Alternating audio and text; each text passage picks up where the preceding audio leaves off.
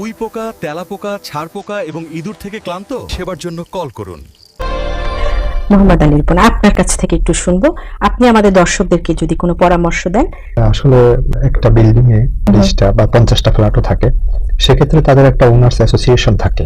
তারা দায়িত্ব নিয়ে দেখা যায় যে উদ্যোগ নিয়ে এই ধরনের কাজ তারা করায় পুরো বিল্ডিং এর পুরো ফ্ল্যাটে, তারপর তাদের বেসমেন্টে, গ্রাউন্ড ফ্লোরে যেখানে হয়তো মশালা বা ডিম জমে থাকে বা ককরোচের জন্য যে তাদের যে সুয়ারেজের লাইনের থাকে যে সম্পৃক্ত থাকে, এই সবগুলো তার একটা অ্যাসোসিয়েশনের মাধ্যমে করা হয়।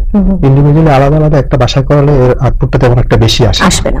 দেখা যায় আমরা এটা করে থাকি গ্যারান্টি সহকারে। একটা বাসার জন্য কেমিক্যাল এটা ট্রিটমেন্ট করলে দেখা যায় 4 মাস 6 মাস এরকম হয়ে থাকে, ভালো থাকে। কিন্তু টোটাল বিল্ডিং যদি কমপ্লিট করা হয়, এই পেস্ট কন্ট্রোল করা হয়, তাহলে সেখানে মিনিমাম 1 ইয়ার্স এর মতো তারা সেফ থাকতে পারে। আর আচ্ছা, অনেক ধন্যবাদ আমাদের সাথে থাকার জন্য।